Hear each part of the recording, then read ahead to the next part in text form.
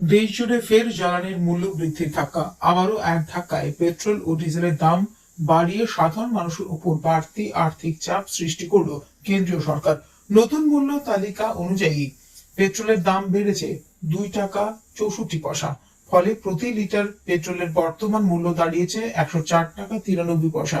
অন্যদিকে ডিজেলের দাম বৃদ্ধি পেয়েছে 2 টাকা 63 পয়সা, যার ফলে লিটার প্রতি ডিজেলের নতুন দাম হয়েছে 93 টাকা 83 পয়সা।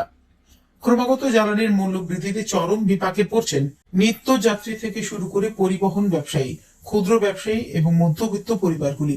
সাধারণ মানুষের অভিযোগ, কেন্দ্রীয় সরকার মূল্য বৃদ্ধি নিয়ন্ত্রণে সম্পূর্ণ ব্যর্থ।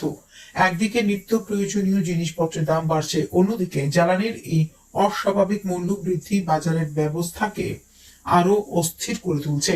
বিশেষজ্ঞদের মতে পেট্রোল ডিজেলের দাম বাড়লে পরিবহন খরচ বাড়ে, যার সরাসরি প্রভাব পড়ে খাদ্যদ্রব্য ও অন্যান্য প্রয়োজনীয় সামগ্রীর দামের উপর। ফলে সাধারণ মানুষের দৈনন্দিন জীবনযাত্রা আরো কঠিন হয়ে উঠেছে।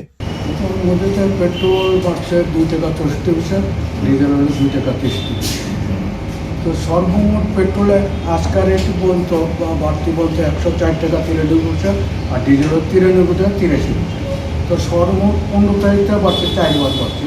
আজকাল পেট্রোল 60 টাকা 45 পয়সা আর ডিজেল 60 টাকা 30 পয়সা। রাজনৈতিক মহলেও এই মূল্য বৃদ্ধি নিয়ে শুরু হয়েছে তীব্র সমালোচনা। বিরোধীদের অভিযোগ, জনস্বার্থের কথা না ভেবে কেন্দ্র শুধুমাত্র রাজস্ব বৃদ্ধির লক্ষ্যেই বারবার জ্বালানির দাম বাড়িয়ে চলছে। এদিকে সাধারণ মানুষ অবিলম্বে জ্বালানির মূল্য হ্রাসে কেন্দ্রীয় সরকারের হস্তক্ষেপ দাবি করছেন। এখন দেখার বিষয়, জনরোষের মুখে সরকার কোনো স্বস্তির বার্তা দেয় কিনা। Bureau report, news update Tripura.